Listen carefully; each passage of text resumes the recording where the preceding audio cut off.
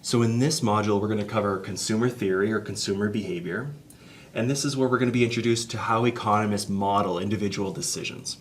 So we've kind of looked at markets as a whole, and now we're going to go back and get even smaller and think about consumer decisions about purchasing different items.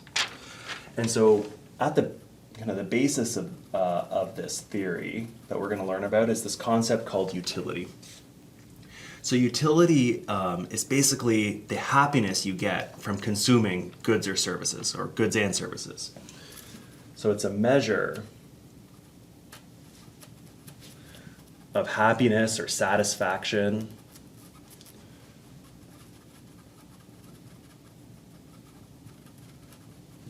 consumers get or receive from consuming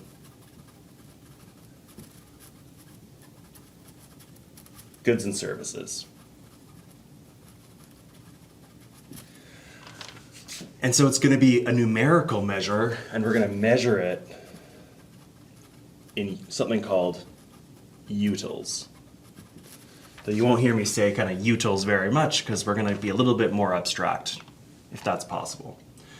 All right, so we can think of a couple advantages and disadvantages of using this concept of utility to think about human individual decisions. And so one of the advantages of this is going to be that we can model individual decisions as a result of consumers maximizing their utility.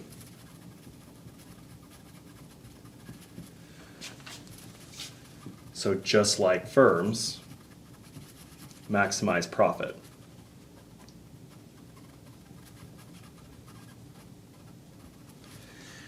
So we can start to think about individual decisions and decisions people make as a result of them trying to maximize their happiness or satisfaction. And this might be, an easier way to think about this, which is kind of similar to how we might start to model how firms choose how much to produce or how much to charge as a result of the maximization of profit. So that's one of the advantages of using utility. But there are some disadvantages. If I can get this pen open. So the disadvantages. Well, the first one is that we don't actually get to see someone's utility. You don't get to see the utility that someone gets from consuming some product. So we cannot directly observe utility.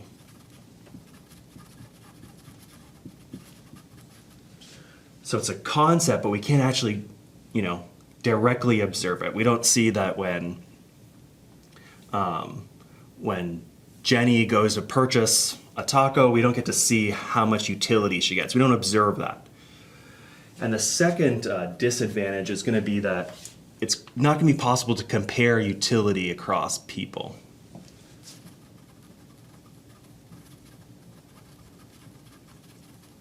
So we can't compare these utils across people. They're individually consistent, but we can't really compare them between two different people. All right, so utility is going to be our measure of happiness or satisfaction from consumers consuming goods and services. We're going to measure that in utils. The advantage is that we can start to think about individual decisions as a result of this maximization problem, similar to firms maximizing their profits. But the disadvantage is, this is very conceptual. We don't get to observe this in the real world directly anyway. And we can't compare this utility across different people. If someone says their utils are 50 from eating a taco, we can't compare that to someone else who says it's 20 for them.